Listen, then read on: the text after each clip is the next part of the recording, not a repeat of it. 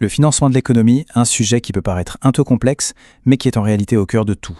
C'est le moteur qui fait tourner le monde, qui alimente l'innovation, la croissance. Mais, et c'est un grand mais, c'est aussi un système qui peut se transformer en une véritable bombe à retardement planétaire.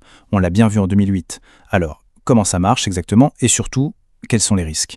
Allez, on va décortiquer tout ça. Alors, au programme aujourd'hui. D'abord, on va voir le principe de base, la rencontre entre épargnants et emprunteurs. Ensuite, on regardera les deux grandes manières de faire ça, les banques ou les marchés. On enchaînera avec les fameux 3D qui ont tout mondialisé. Puis, petit retour en arrière sur la crise de 2008 pour bien comprendre le mécanisme. On verra comment on a essayé de maîtriser l'incendie et on terminera en se demandant si tout ça, c'est un moteur pour la croissance ou une bombe à retardement. Allez, on attaque. Première partie, la rencontre des épargnants et des emprunteurs. C'est vraiment le problème fondamental. D'un côté, il y a de l'argent qui dort, de l'épargne. De l'autre, des projets qui ont besoin de cet argent pour voir le jour. La question c'est, comment on fait le pont entre les deux? Alors oui, comment notre économie est-elle financée? C'est la question essentielle. Parce que le financement, en fait, c'est simplement l'ensemble des opérations qui permettent aux entreprises, aux gouvernements et même aux ménages de trouver l'argent dont ils ont besoin pour fonctionner, pour investir. Et ça nous concerne absolument tous, puisque ça touche directement à la croissance et à l'emploi. Pour faire simple, on a deux grands groupes dans l'économie. D'un côté, il y a ceux qui ont un surplus d'argent, typiquement les ménages qui épargnent. De l'autre côté, on a ceux qui ont besoin d'argent, les entreprises pour investir, les gouvernements pour financer leurs déficits, et tout l'enjeu du système financier, c'est de faire en sorte que l'argent des premiers aille au second, un peu comme un grand jeu de vase communicant. Bon, pour construire ce pont, il y a deux grandes solutions, deux grandes voies. D'un côté, les banques, de l'autre, les marchés. Deux philosophies, en fait, sur la meilleure façon de faire circuler l'argent. La première voie, c'est la plus classique, celle qu'on connaît tous. La finance intermédiaire. L'idée est simple, ce sont les banques qui sont au milieu. Elles collectent l'épargne de tout le monde, la mettent en commun et s'en servent pour prêter de l'argent. Le point clé, c'est que c'est la banque qui prend le risque. C'est elle qui fait le travail de transformer des petites épargnes de court terme en grands projets d'investissement sur le long terme. Et puis, il y a l'autre voie, la finance directe. Là, comme son nom l'indique, il n'y a plus d'intermédiaires. Les entreprises ou les États vont chercher l'argent directement sur les marchés. Comment? En émettant des actions ou des obligations. Et ce sont les épargnants, les investisseurs, qui les achètent. La grosse différence, c'est que le risque n'est plus porté par la banque, mais directement par l'investisseur. Et ce graphique, il est super parlant.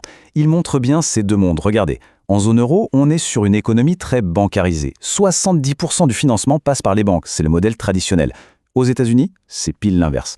70% du financement se fait directement via les marchés. On a vraiment deux cultures financières, deux systèmes complètement différents. Ok, donc on a ces deux modèles. Mais comment est-ce que tout ça est devenu mondial, interconnecté? Comment est-on passé de marchés bien séparés à une seule grande autoroute financière mondiale? Eh bien, la réponse tient en une règle de 3. La règle des 3D. Alors ces fameux 3D, qu'est-ce que c'est? Premier D, désintermédiation. Ça veut dire qu'on se passe de plus en plus des banques. On va directement sur les marchés. Deuxième D, décloisonnement. Là, on a fait tomber les murs, les frontières entre les marchés des différents pays.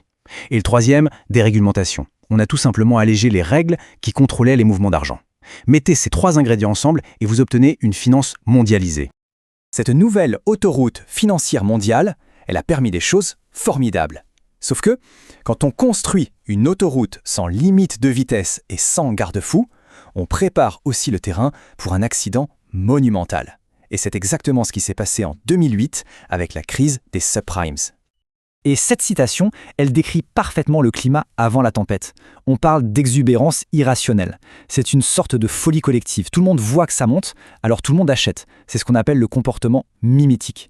La hausse nourrit la hausse, on oublie complètement la notion de risque, on a l'impression que ça ne s'arrêtera jamais. Et puis, un jour, brutalement, la bulle éclate. Alors comment est-ce que tout s'est enchaîné? Ça commence en 2005. La Banque centrale américaine remonte ses taux d'intérêt. Pour les ménages les plus fragiles, c'est la douche froide. Leur mensualité explose. Et là, c'est l'engrenage. En 2007, les premiers défauts de paiement apparaissent. En août, on en compte plus d'1 million. Et en septembre 2008, ce qui n'était qu'un problème immobilier américain devient une panique financière mondiale.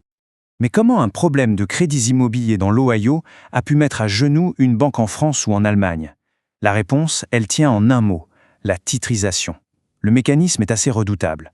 Imaginez, on prend plein de prêts risqués, on les mélange, on les découpe en petits morceaux, on les emballe dans un joli produit financier et on vend ça à des investisseurs du monde entier. Le risque, au lieu d'être contenu, est disséminé partout, comme un virus. Et là, c'est la panique. Plus personne ne fait confiance à personne, parce que personne ne sait qui détient ces fameux actifs toxiques. Le système est paralysé. Pour éviter que tout s'effondre comme un château de cartes, les États n'ont pas eu le choix. Il a fallu intervenir massivement. 700 milliards de dollars, rien que pour le plan de sauvetage américain. Ça donne une idée de l'ampleur du désastre. Forcément, un choc pareil, ça provoque une réaction. On s'est dit, plus jamais ça. Et il fallait donc essayer de maîtriser cet incendie financier et surtout de construire des pare-feux pour l'avenir. Et pour ça, on a développé 2 types de règles. D'abord, la régulation micro-prudentielle. Micro parce qu'on regarde chaque banque, une par une. On vérifie qu'elle est solide. C'est l'approche arbre par arbre. Mais on a compris que ça ne suffisait pas. C'est là qu'intervient la régulation macro-prudentielle. Là, on prend de la hauteur, on regarde la forêt dans son ensemble. On surveille les risques systémiques, les effets de contagion. C'est une vision beaucoup plus globale. Alors, après tout ça, après avoir vu comment ça marche et comment ça peut exploser, on en revient à la question de départ. Ce système financier mondialisé, au final, c'est un moteur de croissance ou une bombe à retardement? La vérité, c'est que c'est les deux à la fois. C'est tout le paradoxe. D'un côté, c'est un outil formidable. Il finance l'innovation, il permet à l'argent d'aller là où il est le plus utile, il alimente la croissance. Mais de l'autre côté, ce système est instable par nature. Il est sujet aux paniques, à l'irrationalité. Il crée ce qu'on appelle un risque systémique, où la faillite d'un seul acteur peut tout emporter. Et tout ça, ça nous amène à une dernière interrogation. Toutes ces nouvelles règles, est-ce qu'on a vraiment rendu le système plus sûr? Ou est-ce qu'on a juste ajouté des couches de complexité en créant sans le savoir les conditions de la prochaine crise? Une crise qui viendra d'un angle mort que personne n'aura vu venir. La question reste entière. Merci beaucoup pour votre attention.